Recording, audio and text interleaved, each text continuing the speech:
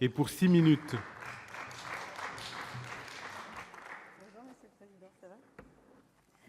Monsieur le Président, Madame la Ministre, Madame, Monsieur le rapporteur, mes chers collègues, nous sortons de l'examen du premier projet de loi de financement de la sécurité sociale du Gouvernement avec des satisfactions, Madame la Ministre, mais aussi quelques oppositions. Les discussions sur la mission santé du projet de loi de finances se dérouleront sensiblement dans le même esprit pour le groupe Union centriste. Aujourd'hui, si nos débats portent sur des montants financiers sans commune mesure avec ceux discutés au cours du PLFSS, il n'en demeure pas moins que le programme 204 relatif à la prévention, à la sécurité sanitaire et à l'offre de soins et le programme 183 relatif à la protection maladie continuent de jouer un rôle important en matière de santé publique.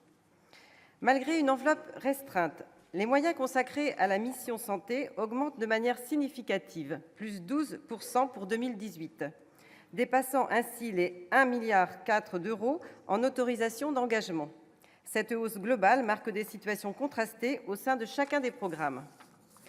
Le programme 204, qui représente le tiers des dépenses de la mission, voit son périmètre d'action évoluer au gré des projets de loi de finances. Le nombre d'acteurs financés par l'État ne cesse de diminuer, soit du fait de transferts vers l'assurance maladie, soit par fusion des établissements. Ainsi, ce sont l'Agence de biomédecine et l'École des hautes études en santé publique qui opèrent la bascule cette année.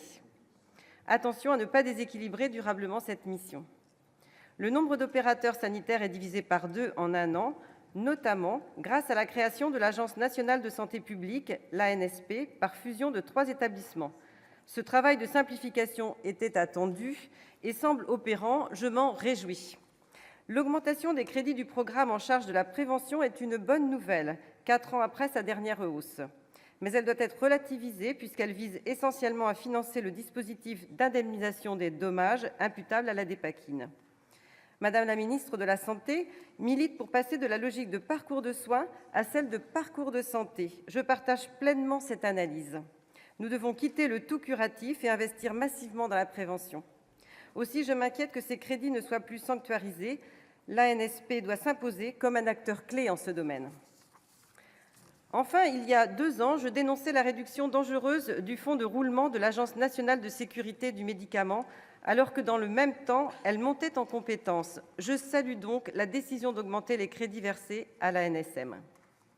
J'en viens maintenant au programme 183, Protection maladie, dont 99% des crédits sont consommés par l'aide médicale d'État.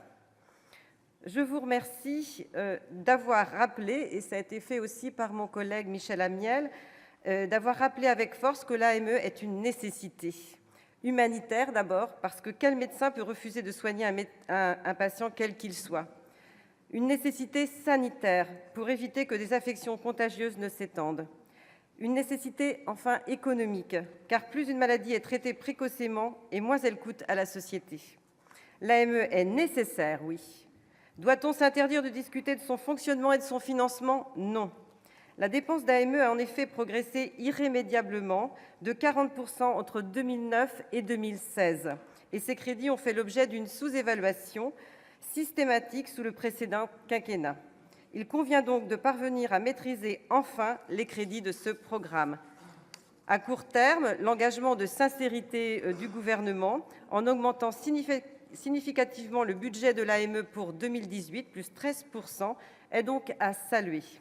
À moyen terme, j'invite le Gouvernement et mes collègues parlementaires, dans un premier temps, à se saisir du rapport d'information sur l'accès financier aux soins des personnes en situation de précarité, voté au cours de ce PLFSS, pour y intégrer une étude approfondie de l'AME. Et dans un second temps, à remettre à plat la politique d'aide médicale d'État via une réforme débattue à sa juste mesure au Parlement. C'est le souhait de notre rapporteur spécial, M. Joyandet, qui propose également une réduction des crédits de l'AME de 300 millions d'euros. Sur ce dernier point, les analyses diffèrent au sein du groupe centriste, c'est un peu notre habitude. Pour autant, la plupart sont pour s'abstenir sur cette proposition. Pour ma part, j'estime que l'emploi de la menace budgétaire semble à ce stade disproportionné, chers collègues. Je ne pense pas que la fin justifie les moyens, et c'est donc par un vote négatif que je me positionnerai sur cette proposition d'amendement. En tout état de cause, il est à souligner l'effort certain porté sur les contrôles, et je pense qu'il faut les intensifier. Son taux est nettement supérieur à d'autres dispositifs, et la centralisation des caisses harmonisera et garantira une meilleure maîtrise des dépenses. Enfin, le programme 183 n'apporte que 8 millions d'euros sur les 270 millions du fonds d'indemnisation des victimes de l'amiante. Cette participation est malheureusement d'autant plus faible au regard de la responsabilité de l'État dans le dossier de l'amiante, et je tiens à insister sur cet élément. Comme je vous l'ai indiqué en introduction, Madame la ministre, les orientations que vous avez empruntées sont source de satisfaction pour le groupe Union centriste, malgré quelques déceptions qu'il conviendrait de corriger. Aussi, les sénateurs centristes voteront sous ces réserves en faveur des crédits de la mission santé. Merci, chers collègues. La parole est à Monsieur Bernard Jomier pour le groupe